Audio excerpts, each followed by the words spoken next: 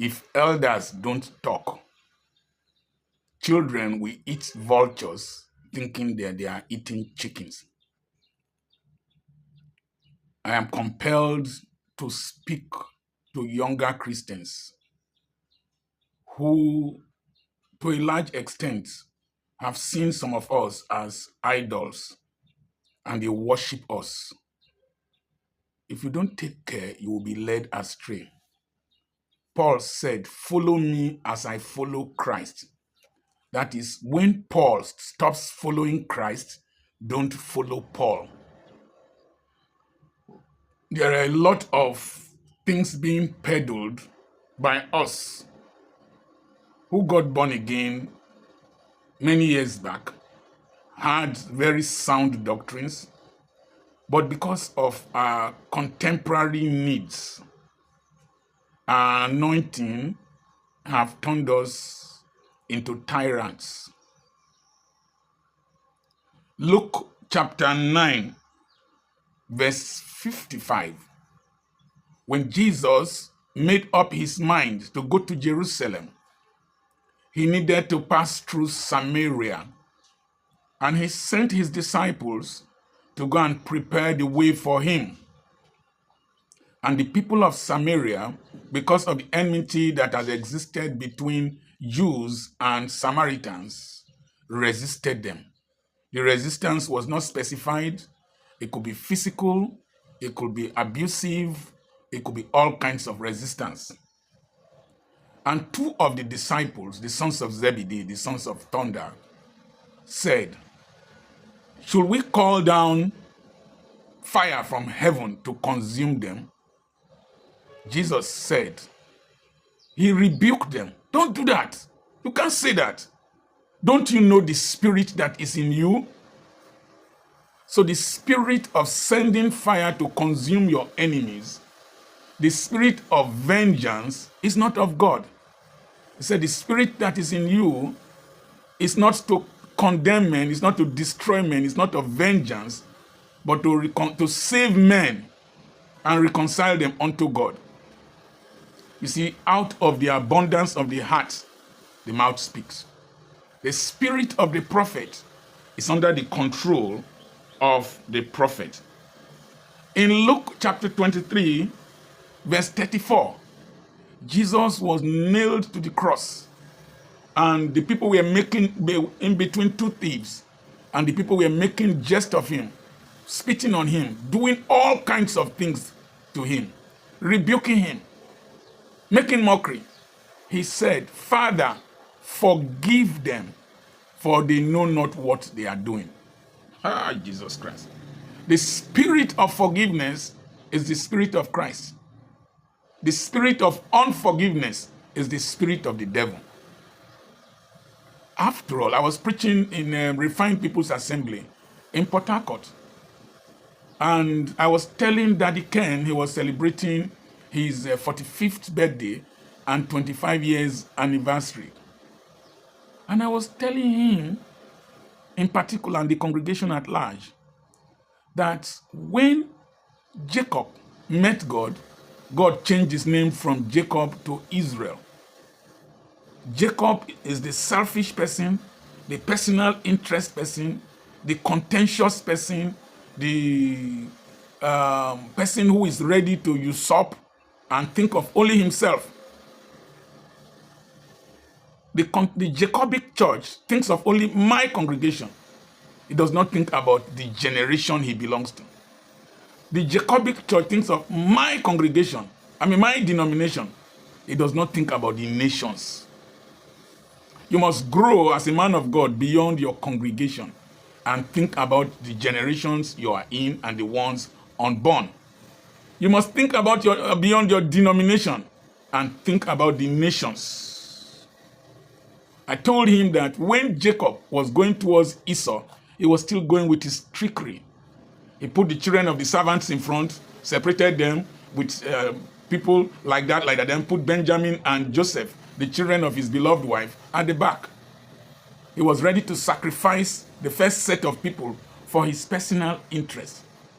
But when he met Esau, and that's one of the statements in the Bible that frightens me, Because sometimes the flesh in me will want to manifest like Jacob.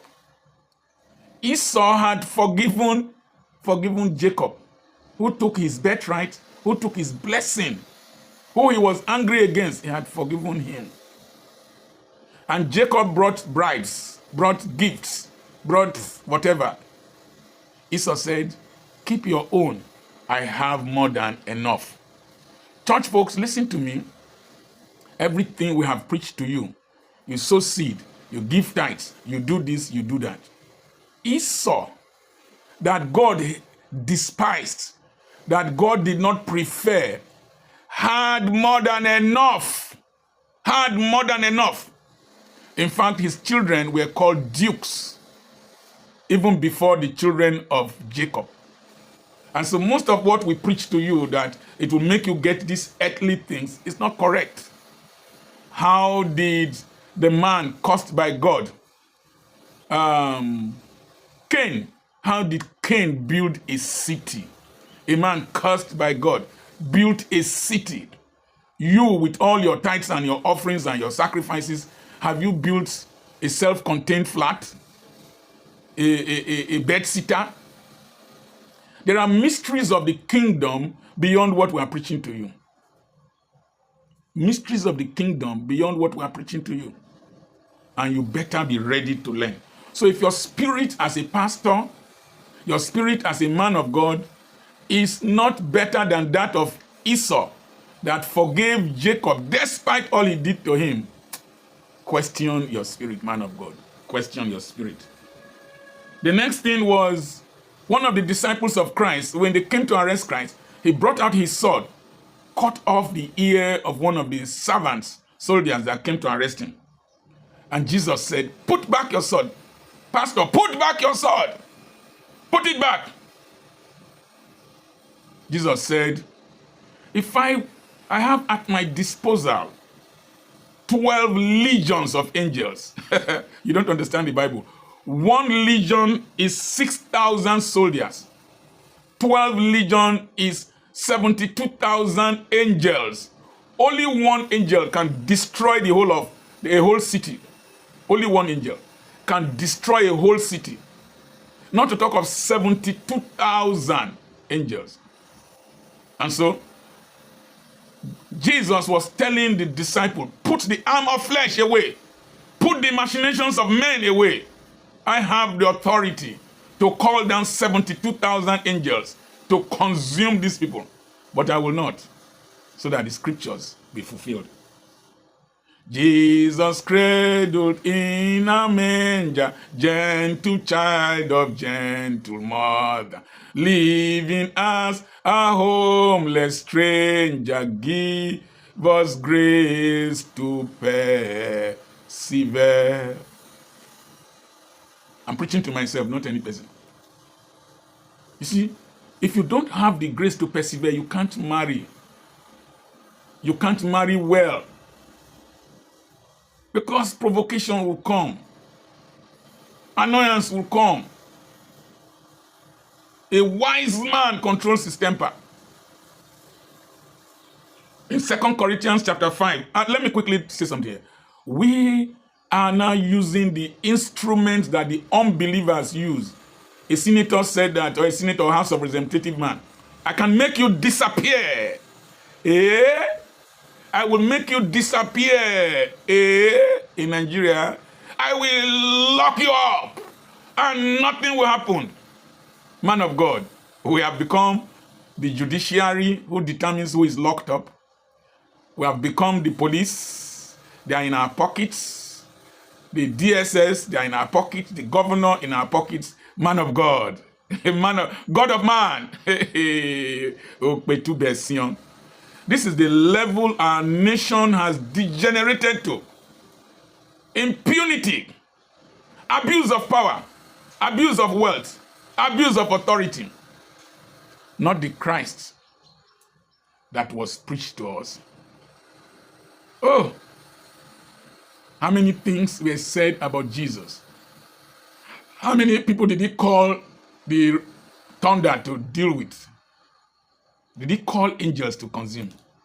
Sometimes now we boast on our pulpits those we killed with the Spirit of God. God has become an assassin of our enemies. But if you read in 2 Corinthians chapter 5, verse 18, Jesus said,